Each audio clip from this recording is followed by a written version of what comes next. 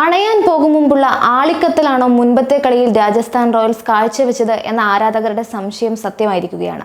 IPL 2025 വമ്പൻ തോൽവിയുമായി Rajasthan Royals play off കാണാതെ പുറത്തായി കഴിഞ്ഞു. മുംബൈ ഇന്ത്യൻസ് 100 റൺസിന് റോയൽസിനെ തകർത്തു. റണ്ണടിസ്ഥാനത്തിൽ IPL ചരിത്രത്തിൽ റോയൽസിന്റെ ഏറ്റവും വലിയ രണ്ടാമത്തെ തോൽവിയാണിത്. മുംബൈ 20 ഓവറിൽ 2 വിക്കറ്റിന് 217 റൺസ് എടുത്തിരുന്നു. റോയൽസ് 16.1 ഓവറിൽ 117 റൺസിന് ഓൾ ഔട്ടായി. 11 മത്സരങ്ങളിൽ 8ാം തോൽവിയാണിത്. ചെന്നൈ സൂപ്പർ കിങ്സിന് പിന്നാലെ പുറത്താകുന്ന രണ്ടാമത്തെ ടീമാണ്.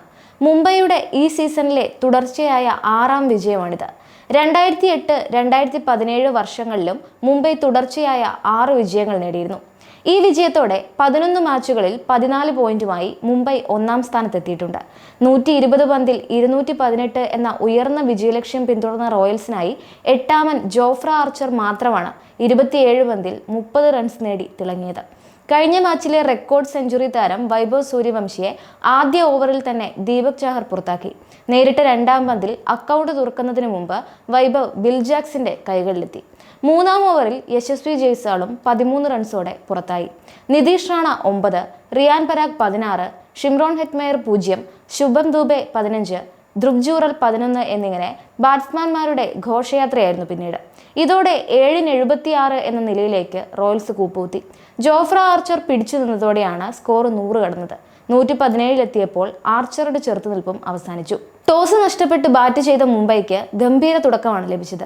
ഓപ്പണർമാരായ റയാൻ റിക്കൽട്ടണും രോഹിത് ശർമ്മയും ചേർന്ന് സെഞ്ചുറി കൂട്ടുകെട്ടുണ്ടാക്കി. ഇരുവരും അർദ്ധ സെഞ്ചുറി കുറിച്ച ശേഷമാണ് കളം ഒഴിഞ്ഞുകൊടുത്തത്. 12ാം ഓവറിൽ ആദ്യ വിക്കറ്റ് വീഴുമ്പോൾ സ്കോർ 116-എത്തിയിരുന്നു.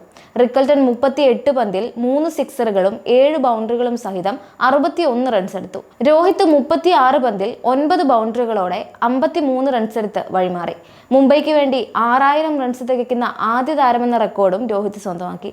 1 ഡൗണായി എത്തിയ സൂര്യകുമാർ യാദവ് സ്ഥിരതയാർന്ന പ്രകടനം ആവർത്തിച്ചു. 23 പന്തിൽ 48 റൺസുമായി പുറത്താവാതെ നിന്നു.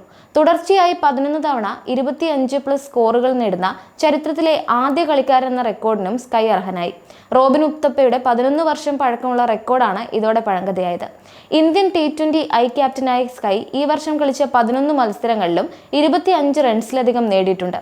മികച്ച ഫോം തുടരുന്ന ഹാർദിക് പാണ്ഡ്യയാണ് സൂര്യകുമാറിന് കൂട്ടായി ക്രീസിലുണ്ടായിരുന്നത്. 23 പന്തിൽ പുറത്താവാതെ ഹാർദിക് 48 റൺസ് എടുത്തതോടെ സ്കോർ 200 കടന്നു.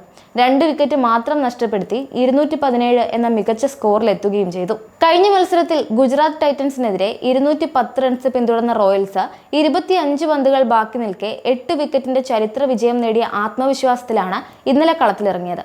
ചരിത്രത്തിലെ ഏറ്റവും വേഗതയേറിയ 2ാമത്തെ സെഞ്ചുറി നേടി 14 വയസ്സുകാരൻ വൈഭവ് സൂര്യവംശി മുന്നിൽ നിന്ന് നയിച്ചപ്പോൾ റോയൽസ് അനായാസം ജയിച്ചു കയറുകയായിരുന്നു. എന്നാൽ മുംബൈക്ക് മുന്നിൽ ഇന്നലെ അതിവേഗം കീഴടങ്ങുകയായിരുന്നു റോയൽസ്.